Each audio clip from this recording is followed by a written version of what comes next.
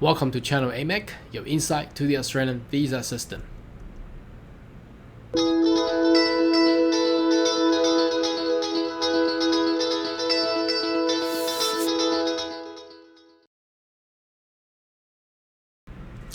Good day everyone, my name is Carl Young, your online YouTube visa consultant. Now in this video, I would like to discuss what the Australian immigration and the Australian government had offered in the name of Global Talent Visa. Now you may have heard of this, but you probably haven't even seen anyone actually done it before. So in this video, I would like to take a depth of the introductory and also the detail of how this visa will actually work. Now to start with this, I believe it was April 2019, Australian immigration minister actually announced this global talent initiative, whereby as a government, as a nation, Australia is seeking for the top talent people to actually come as a migrant into Australia. So as you know, Australia has been in the as immigration nation for many years. To start with, it attracts a lot of graduates, students, obviously investors and migrants into Australia. Now due to its capacity and the growth, Australia has advanced into a nation which is likely to advance further and looking forward to become maybe just like the next USA, and to build a possible Silicon Valley in the southern hemisphere. So as a nation of Australia, it's actually looking for the top talent, and these talents are coming from science, IT, medical, all types, agriculture, energy.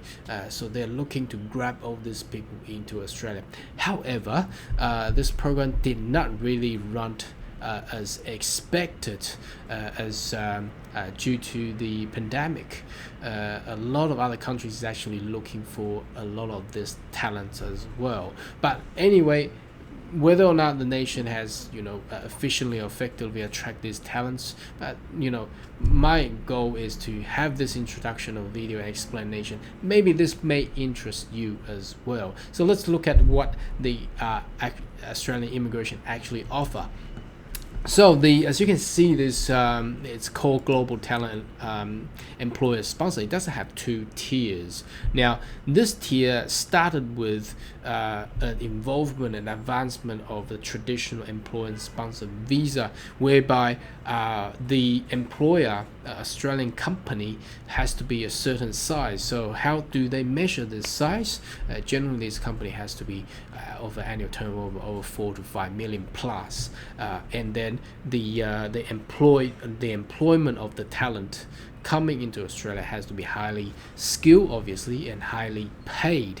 And plus, the highly paid skill could actually attract with more jobs locally as well. So for instance, you may attract scientists, researchers coming into Australia, researching some type of whatever the product or goods is, and then also attracts more jobs and employments or the side business around it. So it creates more jobs as well. It's not just a general occupancy of job position required, but it's actually taking a talent which will attract more jobs. So this is the initiative that the Australian government wished to accomplish. However, it's really the number of visa lodged under GTES is actually very low. I suspect it's big due to this company, whether or not they should really do that, and the involvement and complexity of the visa is actually very high.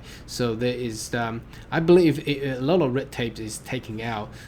This program could run much more smoother rather than having all these things to be dealt with. So again, number of company who are qualified under GTES is very minimal, and thus the applicant going through, I think, it's only a handful.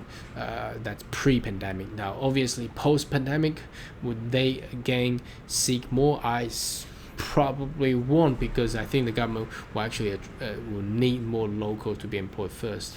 Anyway, this program may interest you, or if you're a talented, skilled person who has been offered with a medium or large size of companies in Australia, maybe this will be beneficial to you.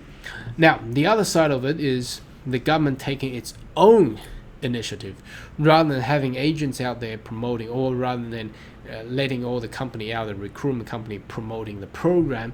The government is taking the initiative to actually run it by themselves. So on the 4th of November 2019, the Minister of Immigration is taking this to attract people to come into Australia, the talents to come to Australia permanently. Now, this will cover sectors of agtech, space advanced manufacturing, fintech, energy and mining technology, medtech, cyber security, and quantum information, advanced digital and data science, and ICT. So that basically, to make it easier to understandable, is technology of 5G or 6G. I think that's what it's actually trying to say. Now, the Australian government also setting out offices, global talent offices in Berlin in Germany, Dubai, New Delhi, San Diego, Shanghai, Singapore, and Washington DC. So they are proactively sending their government agents out there to seek those talents.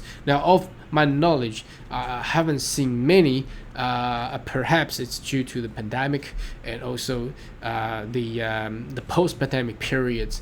A lot of countries actually competing with grabbing more and more talents. Now, think about this: if you are a talented person who has been awarded with minimum salary of Australian dollar of about $150,000, would you move?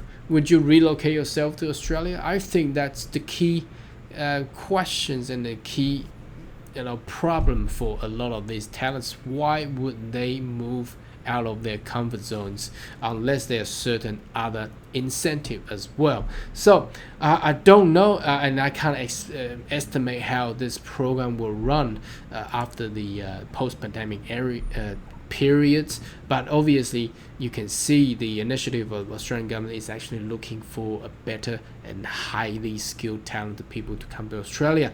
Now, if you do have interest about this type of people, now I've seen some examples. Now, these examples are PhD graduates who has accomplished their PhD in Australia.